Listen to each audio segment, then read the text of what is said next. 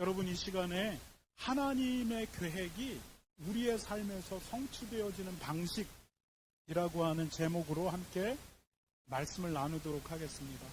여러분, 하나님이 요셉의 삶에 계획을 가지고 계셨어요. 그게 뭐냐면 요셉을 애굽의 국무총리로 세우시는 것입니다.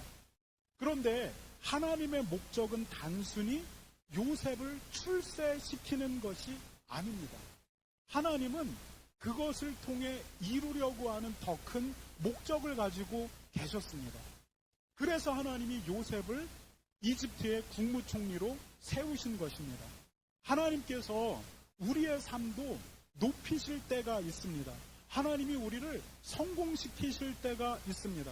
그런데 하나님의 목적은 우리를 성공시키고 우리를 출세시키는 것이 목적이 아닙니다. 하나님이 그렇게 우리를 세우실 때에는 그것을 향한 하나님의 더 큰 그림이 있는 것입니다.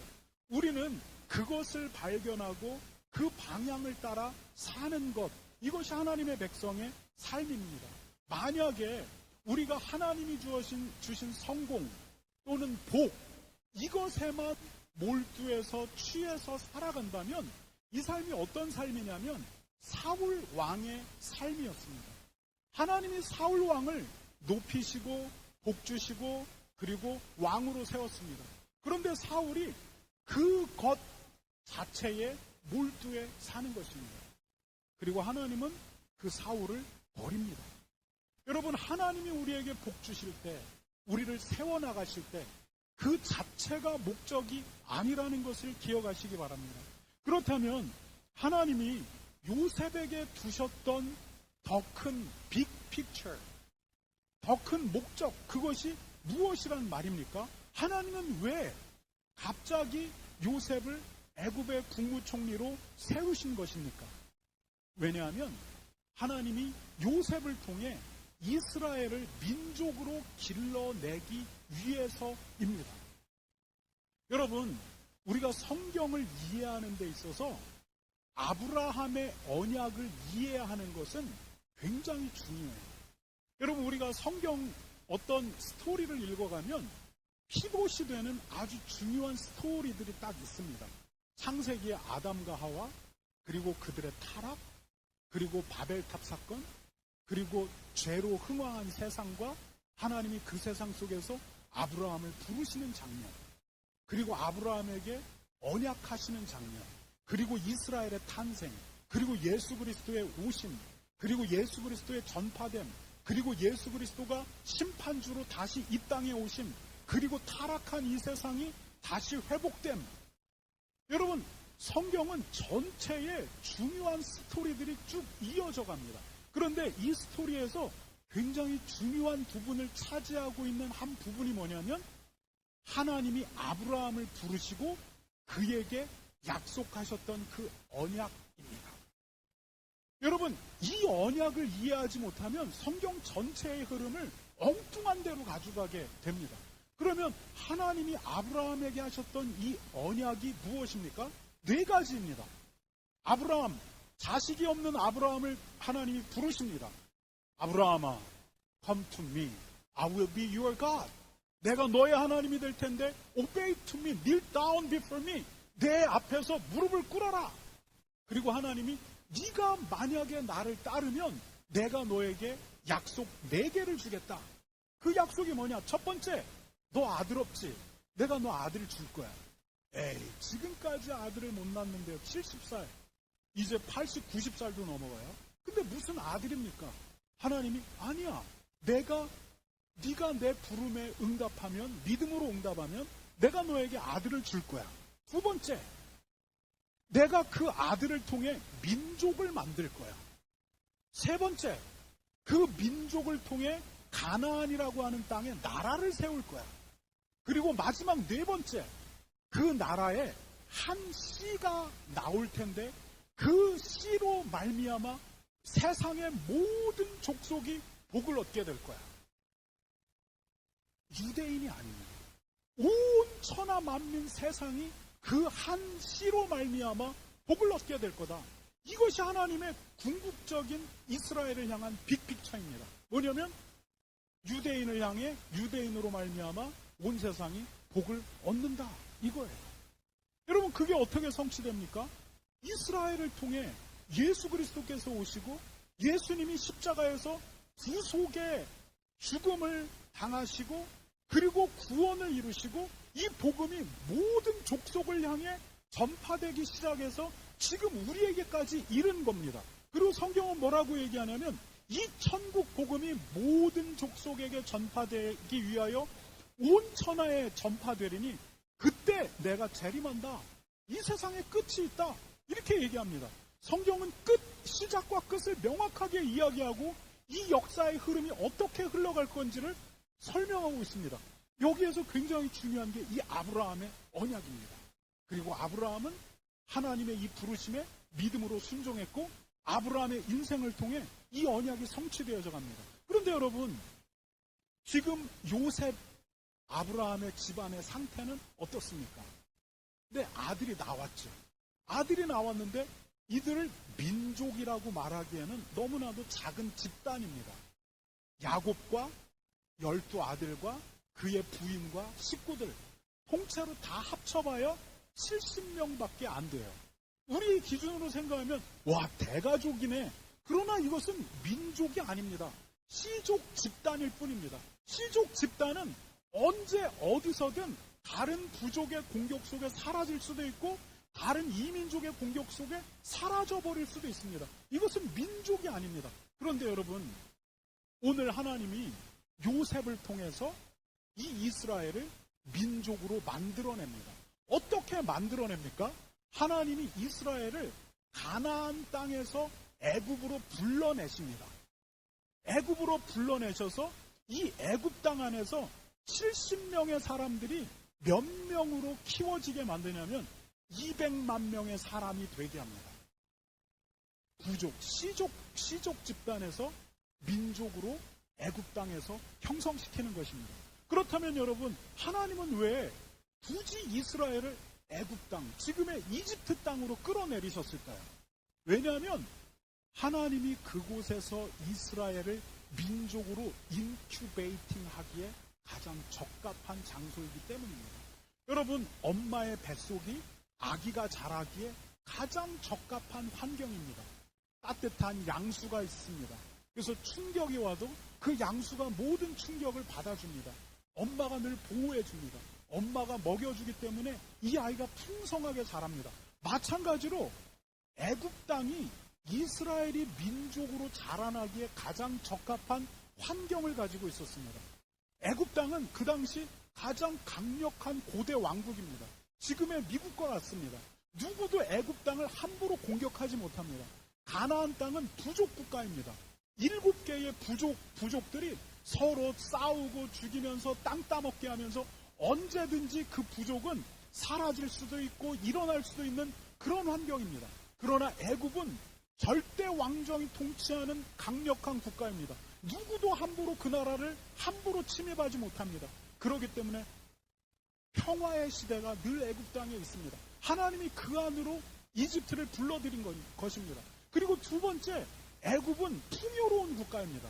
그곳은 나일강 삼각주가 항상 홍수의 범람으로 인해서 모든 농토들을 그냥 자연적으로 퍼럴라이징합니다.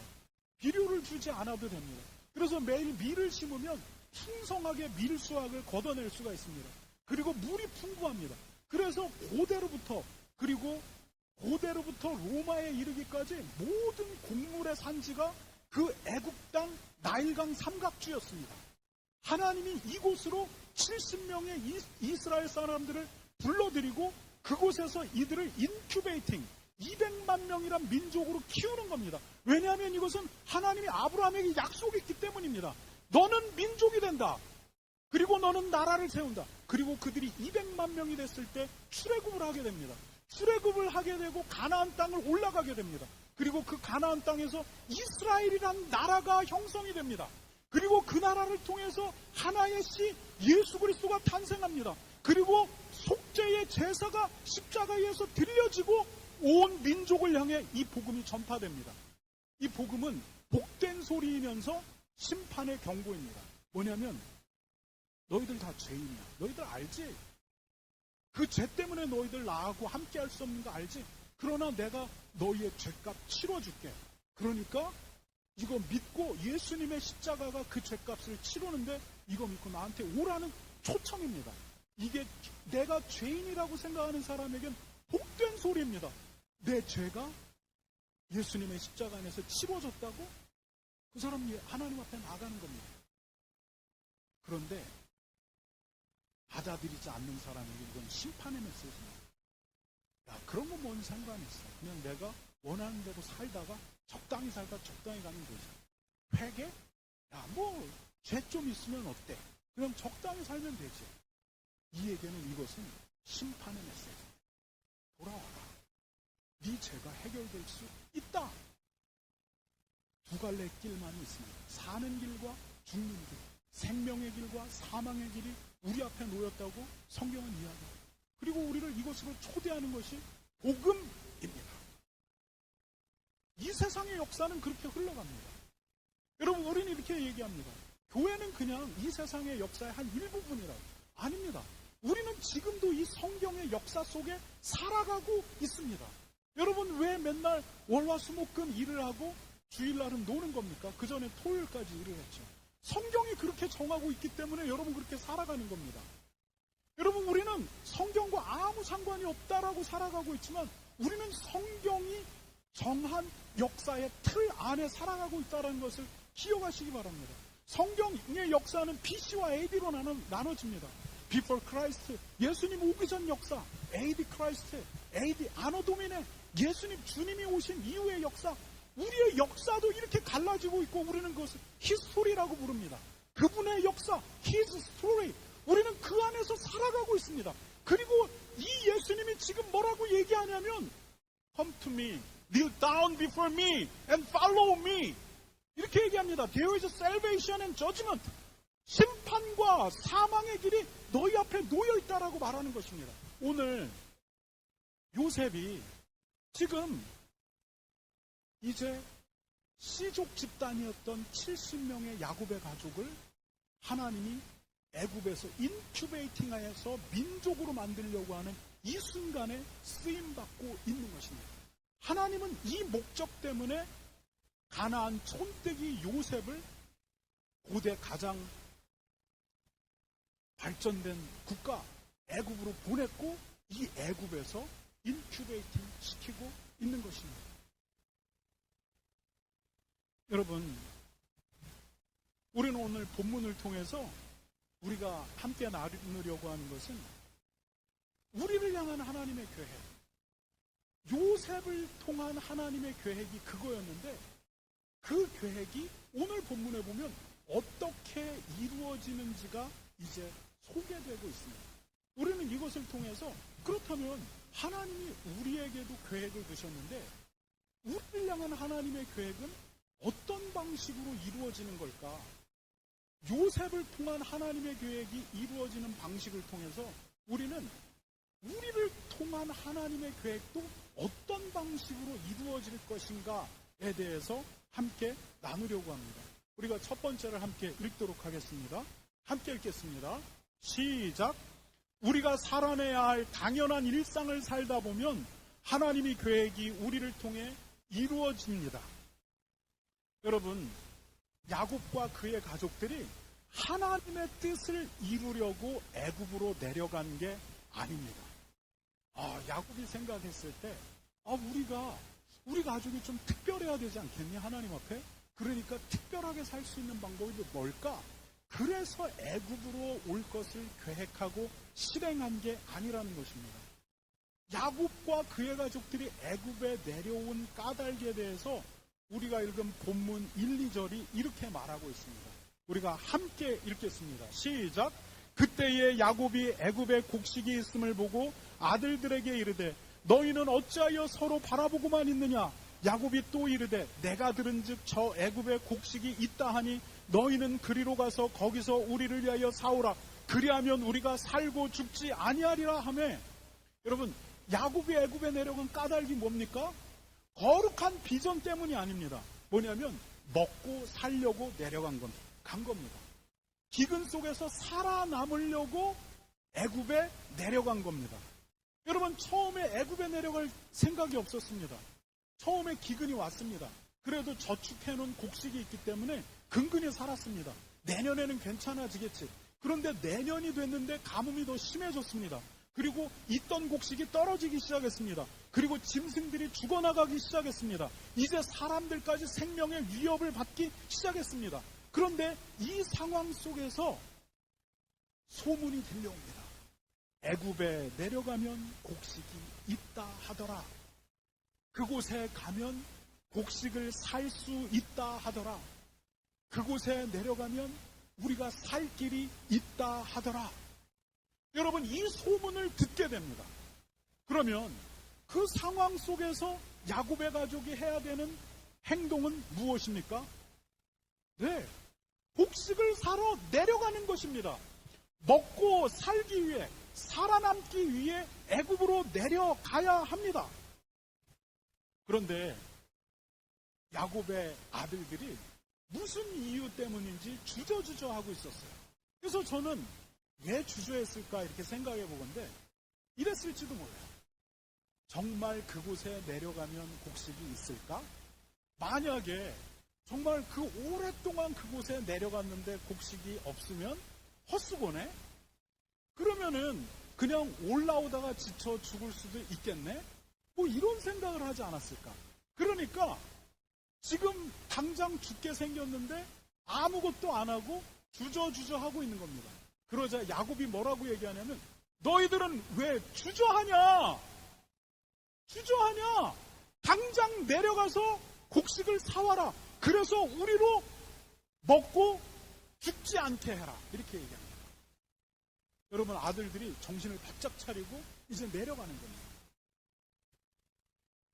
그들이 그러한 이유 때문에 애굽으로 내려왔어요. 그랬는데 하나님의 뜻을 성취하게 되는 겁니다.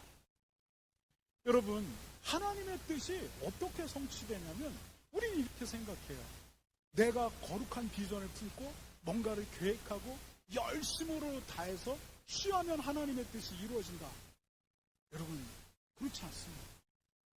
하나님의 뜻은 오늘 내가 살아내야 하는 그 일상을 열심히 살아낼 때 나도 모르는 사이에 나를 향한 하나님의 뜻이 성취되는 것입니다. 여러분, 위험한 사람들이 있어요.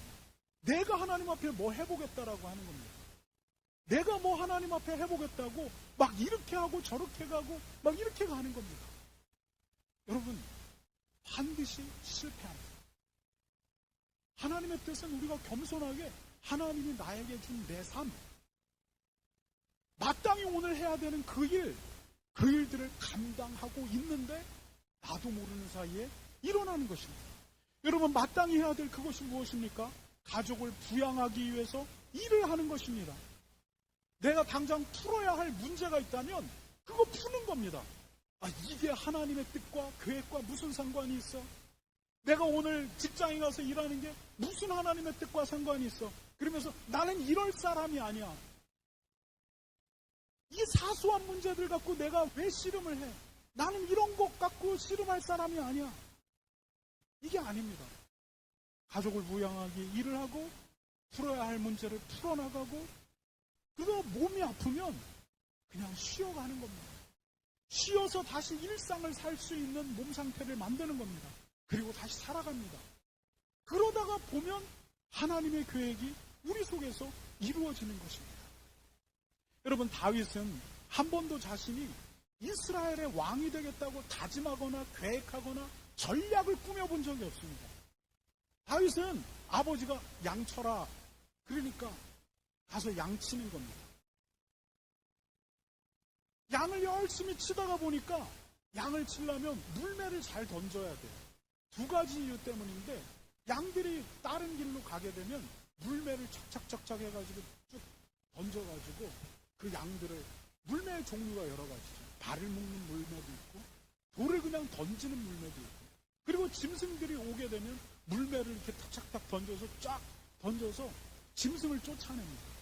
양을 치다 보니까 물매를 던지고 물매를 계속 반복해서 던지다 보니까 물매에 능통한 사람이 되었고 물매에 능통하다 보니까 어쩌다가 골리앗을 넘어뜨리게 되었고 골리앗을 넘어뜨리다 보니까 사울왕 주변에 들어가게 돼서 쟤 뭐야 이렇게 된 거고 사울왕 주변으로 들어가니까 귀족들이 그에게 눈을 두기 시작했고 귀족들이 눈을 집중시키니까 사울왕이 질투를 느껴서 다윗을 제거하기로 했고 다윗을 제거하기로 하니까 그는 또 살기 위해서 도망을 가야 했고 도망가서 광야를 이리저리 도망 다녔다 보니까 광야의 전문가가 되었고 광야의 전문가가 되니까 어떻게 싸워야 하는지 게릴라전에 능숙한 장군이 되었고 광야를 이리저리 헤매다가 보니까 그 소문을 들은 사람들 사무엘서에 의하면 빚진 자들, 억울한 자들,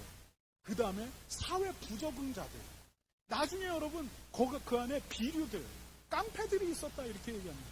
그 사람들이 그 공동체 안에 몰려와서 광야로 와서 나도 같이 살면 안 될까요? 나도 같이 살고 싶습니다. 그러다 보니까 그 사람들의 공동체를 이끄는 겁니다. 여러분 빚쟁이들, 사회 부적응자들, 비류들 여러분 그 사람들이 사회에서 보통 사람들이었겠습니까? 그 사람들을 공동체로 이끄는 것이 얼마나 힘들었겠습니까?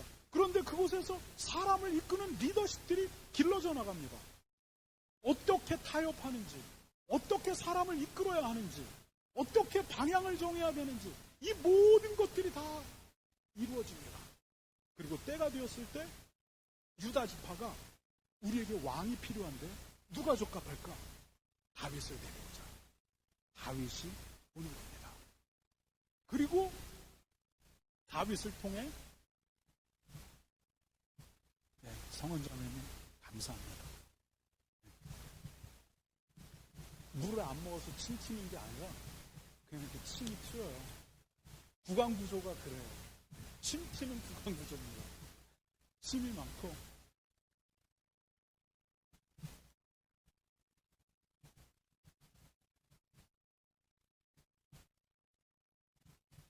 그러다 보니까 어느새 왕이 되는 거예요.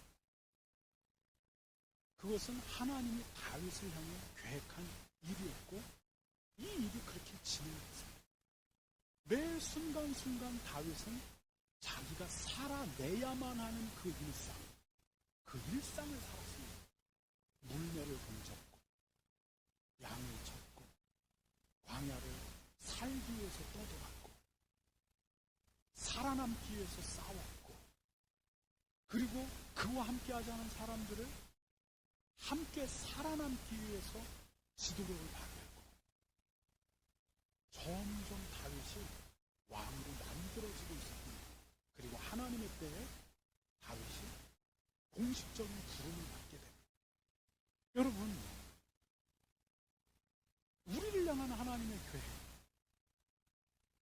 거창하게 생각하고 착각하게 되면 교만에 빠집니다. 교만에 빠지는 순간 이리저리 헤매고 다닙니다. 일상을 벗어나게 됩니다. 이 삶을 살았다가 저 삶을 살았다가 누가 이렇게 자극하면 여기에 갔다가 여기에서 자극하면 저기에 갔다가 그리고 늘 명분은 굉장히 좋습니다. 내가 이런 멋진 일을 해야지. 그 속에서는 하나님의 계획들과 섭리의 놀라움의 역사가 일어나지 않습니다. 여러분 하나님이 지금 내 앞에 준 내가 살아내야만 하는 그 일상을 살아내시기 바랍니다. 그러면 하나님이 그 속에서 당신의 일을 우리 속에서 이루신다는 것입니다. 그럼 두 번째입니다. 하나님은 어떤 방식으로 당신의 뜻을 우리 삶에 이루십니까? 함께 읽겠습니다. 시작. 우리의 연약함도 하나님의 일을 이루는 도구가 됩니다. 여러분 우리의 연약함 우리가 가진 연약함이 있어요. 그런데 우리는 이 연약함 때문에 하나님의 일이 안 이루어질 거다 이렇게 생각합니다. 앞에 있는 장동철 목사의 연약함이 나보다 여러분이 더 많이 알 거예요. 그 연약함 때문에 하나님의 일은 굽어져 버릴 거다. 우리는 이렇게 생각합니다. 그런데 여러분 오늘 본문에 나오는 야곱은 인격적으로 두 가지 치명적인 연약함을 가진 사람이었습니다. 첫 번째는 뭐냐면 지독한 욕심입니다. 여러분, 우리는 야곱이 속이는 사람이다라고 생각하잖아요. 그게 연약함이다. 아니에요. 그 속이는 연약함이 뭐에서 나오냐면 그의 지독한 욕심에서 나왔습니다. 한번 그가 얻고자 하는 것이 있다면 야곱은 다른 사람 속이는 거 속여서라도 그것을 취하고야 마는 사람입니다. 지독한 욕심. 두 번째, 야곱의 연약함은 지독한 편애입니다. 편애입니다. 그래서 그는 라헬을 편애했고 그리고 요셉을 편애했습니다. 그 결과 라헬과 레아 두 부인 간의 다툼이 항상 일어났습니다. 그리고 결국 야곱의 다른 자식들이 요셉을 죽이려고 하는 계획까지 세우게 만듭니다. 이 모든 것들이 야곱의 지독한 편애 때문에 생긴 일이었고, 이것이 성경 전반에서 야곱의 인생 전체에서 반복적으로 드러나고 있는 그의 인격의 연약함이었습니다. 여러분, 그것 때문에 그는 계속 반복적인 고난을 겪습니다. 그럼에도 불구하고 이 두 가지 인격적인 연약함은 그의 인생에서 잘 고쳐지지 않았습니다. 오늘 본문에서도 야곱은 베냐민을 편애합니다. 베냐민은 자기가 편애했던 첫 번째 부인 라헬의 둘째 아들입니다. 첫 번째 아들은 요셉입니다.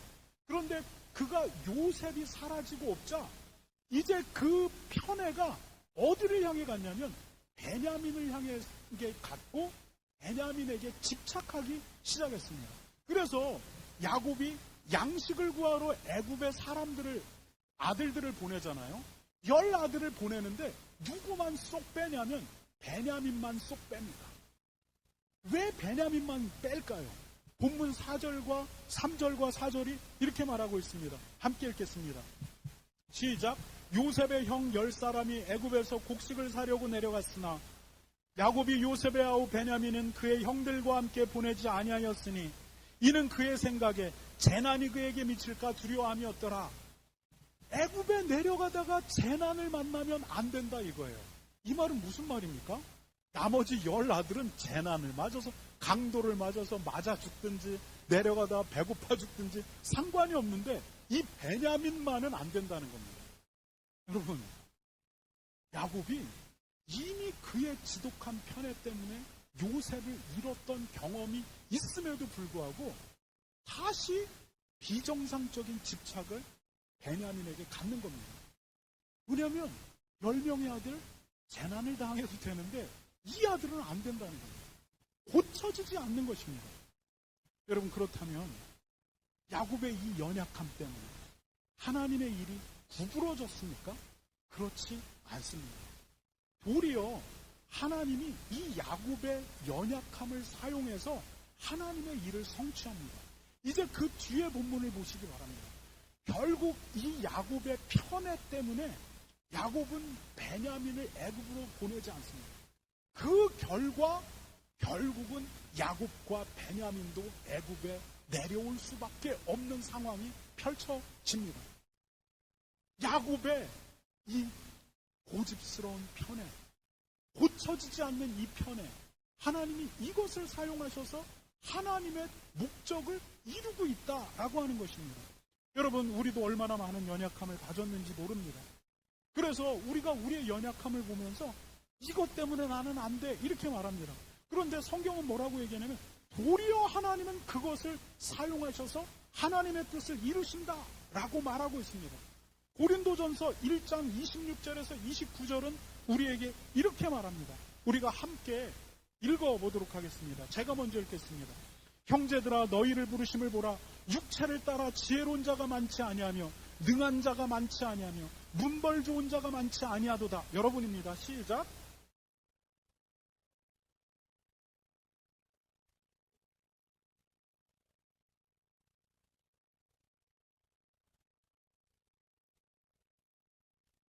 하나님께서 세상에 천한 것들과 멸시받는 것들과 없는 것들을 택하사 있는 것들을 폐하려 하시나니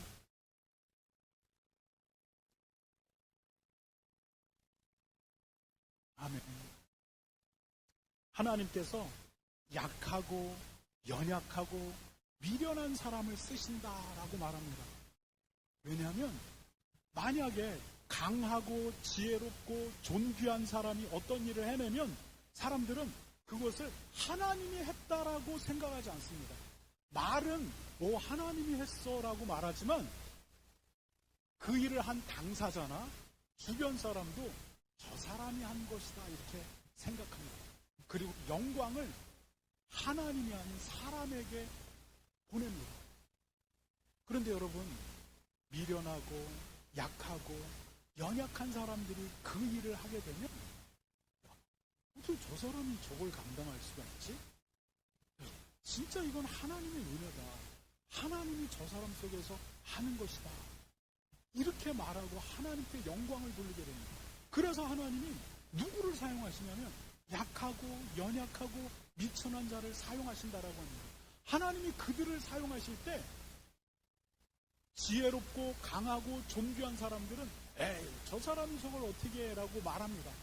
그런데 하나님의 능력으로 그 사람들이 그 일을 감당하게 만들 때 어떤 일이 일어나냐? 지혜롭다 말한 사람들이 부끄러워지고 강하다 말한 사람들이 부끄러워지고 존귀하다라고 생각했던 사람들이 부끄러워진다는 것입니다. 이게 하나님이 하나님의 일을 행하시는 방식입니다. 여러분, 그래서 이렇게 생각하면 돼요. 교회 안에서도 저 사람 똑똑하다. 그러면 하나님이 웬만하면 안 쓰는 사람이다. 이렇게 생각하면 돼요. 저 사람 뭔가 굉장히 능력 있어 보인다. 그러면 하나님이 역사하지 않을 가능성이 많겠구나. 그렇다고 하나님이 그 사람을 버린 게 아닙니다. 그 사람은 그것으로 충분히 자기의 삶을 기쁘고 즐겁게 누리고 살아갑니다. 그런데 하나님이 드라마틱하게 그를 세워주시는 것들은 그런 경우 많이 보여지지가 않습니다. 그래서 제가 가끔 사람들이 목사님 이래요 저래요 이렇게 할 때마다 제가 솔직하게 가슴이 덜컹덜컹해요. 사람이 인정하면 하나님은 안 쓰십니다. 왜냐하면 그렇게 되어진 일은 저 사람이 했다르지 하나님이 했다고 안 그리거든요. 그렇게 되면 그 사람도 자기의 공로를 얘기해요. 내가 했다라고, 말은 하나님이 했다라고 하지만 내가 했다라고 생각합니다.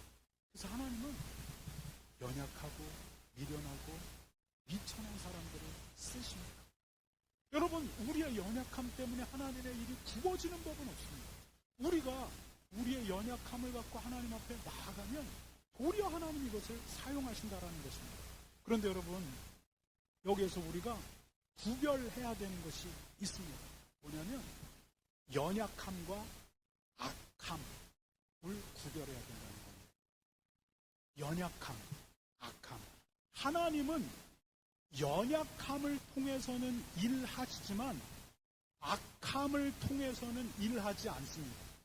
하나님은 연약함은 붙드시지만 악함은 붙들지 않습니다. 여러분, 그렇다면 연약함이 뭐고 악함이 무엇입니까? 연약함은 어쩔 수 없는 것입니다. 내 노력으로 되어지지 않는 것입니다. 그것이 내 성격이든 인격이든 어떤 노력의 정도이건 아니면 내 신체적인 한계이건 내 의지를 넘어서는 것, 이것을 연약함이라고 말합니다. 미워하지 않으려고 부단히 애를 쓰는데 미워집니다. 그래서 절망하게 됩니다. 다른 사람만큼 노력하고 싶은데 그 수치의 노력이 되지 않습니다. 그래서 절망합니다. 그래서 때로는 나는 게으른 사람이라고 나를 책망합니다. 부지런해 보이는 그가 그의 부지런함을 자랑할 때마다 나는 더 위축되는 것 같습니다. 여러분, 이것이 연약함입니다. 나의 한계 상황 안에서 어쩔 수 없는 부분들, 이게 연약함입니다. 그러면 악함은 무엇입니까? 악함은 의도적인 것입니다. 의도적인 것. 내가 충분히 할 수 있는데 의도적으로 하지 않는 것입니다. 여기 한 발짝 더 나가 왜 하지 않냐면 그 악함의 결과를 보려고 하지 않는 것입니다. 악함은 항상 악을 향한 의도성을 가지고 있습니다. 이것은 연약함이 아니라 악함입니다. 그래서 똑같은 현상 속에서도 현상은 똑같을 수 있는데 하나님 보시기에 너 이거 연약함이다. 내가 도와줄게. 이렇게 할 수 있는 게 있고 똑같은 것인데 너는 이거 악함이네. 의도적이고 그리고 이 의도를 통해 악의 결과를 기다리고 있네. 이게 악함입니다. 하나님은 연약함에 대해서는 긍휼을 베푸십니다. 마음 아파하십니다. 그리고 우리가 하나님 앞에 기대면 그 연약함을 통해 당신의 일을 이루십니다. 그러나 하나님은 악함을 미워하십니다. 우리가 악함을 가졌는데도 목을 곧게 한다라는 말, 목이 곧은 백성, 이 말이 무엇인지 아십니까?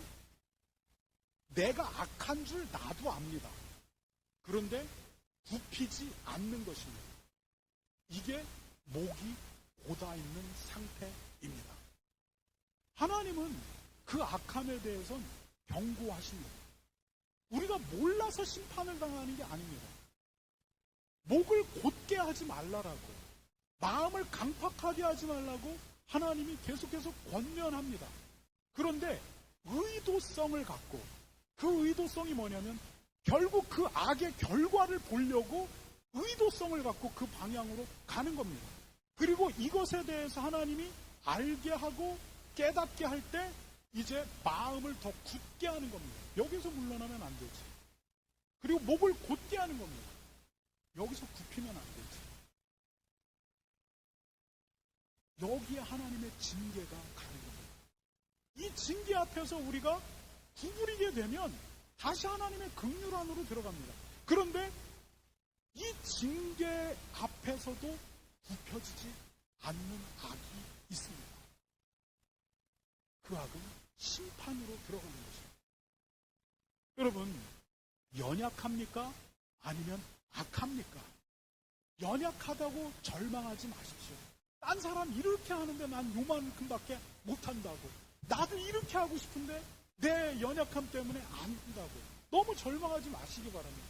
하나님이 야곱의 인생을 통해서 하나님의 계획을 이루시는데 그 연약함을 통해 이루셨다라는 것입니다.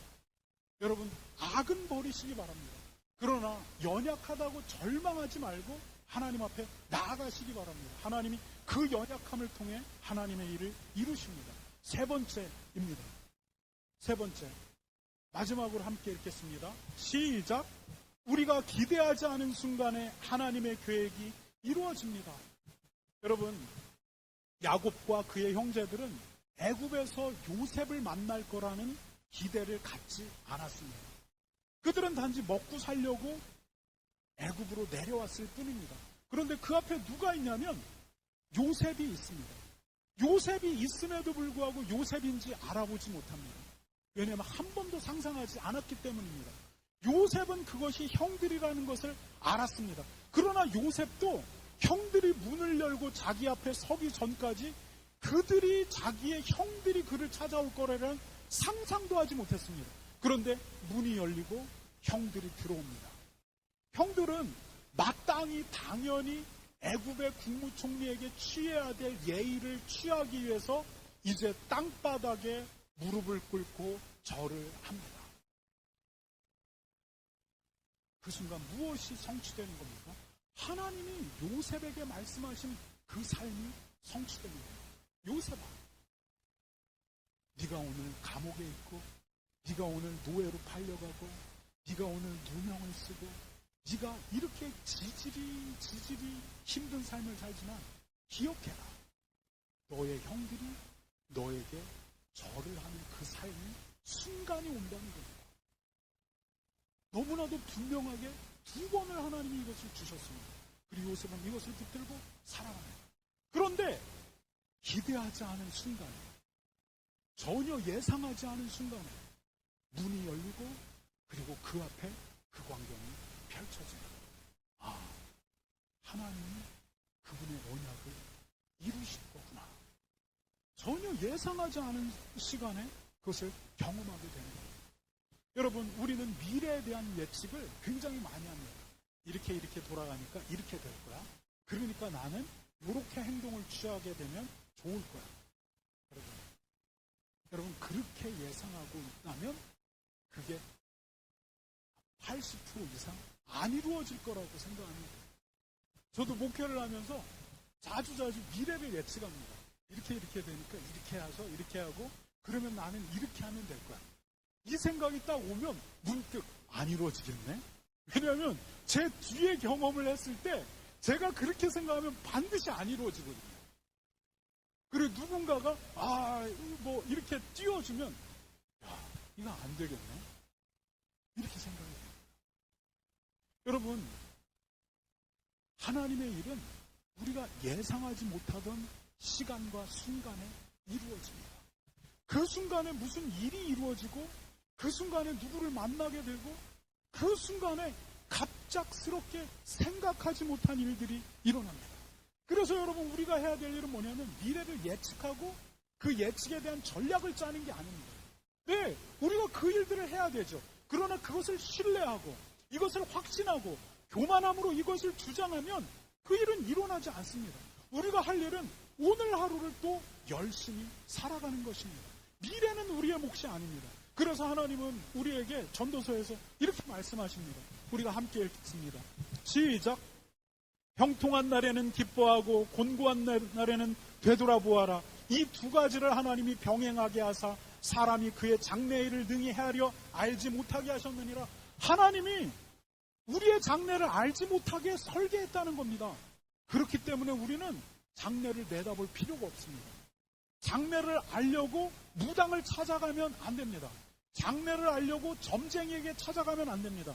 우리가 왜 장래를 알려고 합니까? 왜냐하면 미래의 주도권을 내가 주려고 하는 겁니다. 내가 통제하려고 하는 겁니다. 이것은 철저히 신앙과 위배되는 것입니다. 하나님께 굴복하고 그분만 바라보고 그분만 의지해야 되는데 미래의 주도권을 내가 가지려고 미래를 알려고 하는 것입니다. 그래서 점쟁이를 찾아가고 무당을 찾아갑니다. 교회 안에도 많다라고 얘기합니다. 그런데 성경은 오늘 우리에게 레위기에서 이렇게 말씀합니다. 한번 레위기를 함께 읽겠습니다. 시작. 남자나 여자가 신접하거나 박수무당이 되거든 반드시 죽일지니 곧 돌로 그를 치라. 그들의 피가 자기에게로 돌아가리라. 여러분, 남자나 여자가 신접했다. 신접에서 하는 일이 무엇입니까? 미래에 대한 얘기를 해요. 동쪽으로 가면 돈을 만날 것이고 서쪽으로 가면 귀인을 만날 것이고 이번 달은 물을 조심해라. 사람들이 끊임없이 그 미래를 예측하고 미래의 주도권을 가지려고 합니다. 그 순간 하나님의 말씀은 귀에 들어오지 않습니다. 그리고 미래를 이야기해주는 무당과 점쟁이들의 말이 하나님의 말이 됩니다. 그리고 우리의 영혼이 거기에 묶여버리게 됩니다. 컴퓨터로 내가 장난으로 보는 건데요. 하지만 아침에 보면 그것이 오늘 저녁 내내 그리고 한 달 내내 올해 내내 하나님의 말씀은 들어오지 않지만 점쟁이와 무당의 말은 머릿속에 딱 박혀 있어서 그것을 따라 순종해서 동쪽으로 가면 안 돼 그랬지.